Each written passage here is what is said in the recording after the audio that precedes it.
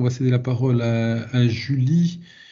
Julie de Welcome at Work, qui a le motto en fait que j'avais récupéré, c'est pour ça que j'avais contacté Welcome at Work, c'est création et animation des parties communes des bâtiments.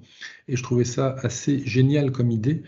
Welcome at Work a été fondé en juillet 2020 et compte 130 collaborateurs désormais. Ils ont levé 4 millions d'euros auprès de BPI Partenaires Generis, partenaire BPI France. C'est le premier concept d'hospitality management qui est déployé actuellement sur une quarantaine d'immeubles en France et en Belgique pour le compte de gros investisseurs. Voilà, Julie, je te cède la parole, c'est à toi. Bonjour à tous, merci beaucoup Laurent. Alors, on a été créé en 2016, pas en juillet 2020, mais c'est Pardon, ça. la levée de fonds, excuse-moi. Je vous en prie. Donc, on a été créé il y a 5 ans pour répondre finalement au questionnement des investisseurs sur l'impact des nouvelles générations. Et aujourd'hui, ça prend encore plus de sens avec la période particulière qu'on vient de vivre. Donc, sur la manière dont on va aménager et faire vivre l'immeuble de bureau. Welcome at Work, c'est la symbiose entre les codes de l'hôtellerie de luxe et du coworking pour faire vivre une expérience à nos résidents.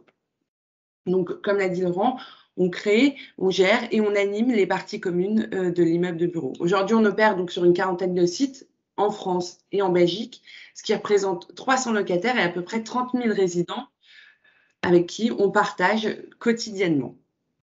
Welcome at Work, ça repose sur un socle de 3 services de base à laquelle on va venir agréger un certain nombre d'autres services en fonction des immeubles dans lesquels on s'implante.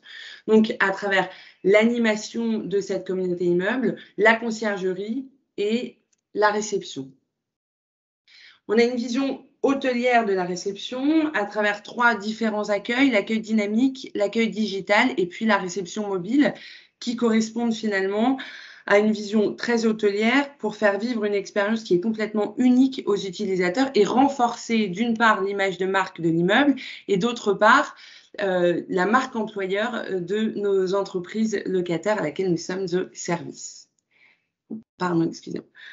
Dans la réception, on va venir créer une identité particulière, une identité olfactive, une identité musicale et une identité florale, tout ça pour personnaliser le but et encore une fois personnaliser l'actif et en faire des axes différenciants pour le marché.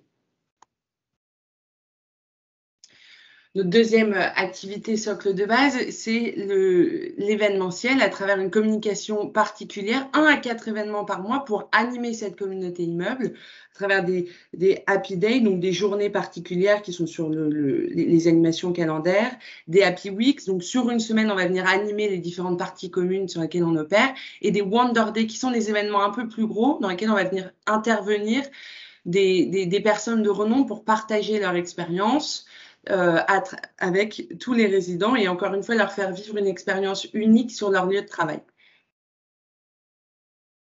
Et enfin, le dernier, c'est la conciergerie. La conciergerie, elle a pour but de faciliter la vie de nos résidents et qui a d'autant plus de sens aujourd'hui qu'à travers cette année un peu particulière où on a pris des habitudes chez soi, nous, on va venir renforcer ces habitudes sur leur lieu de travail pour améliorer leur qualité de vie.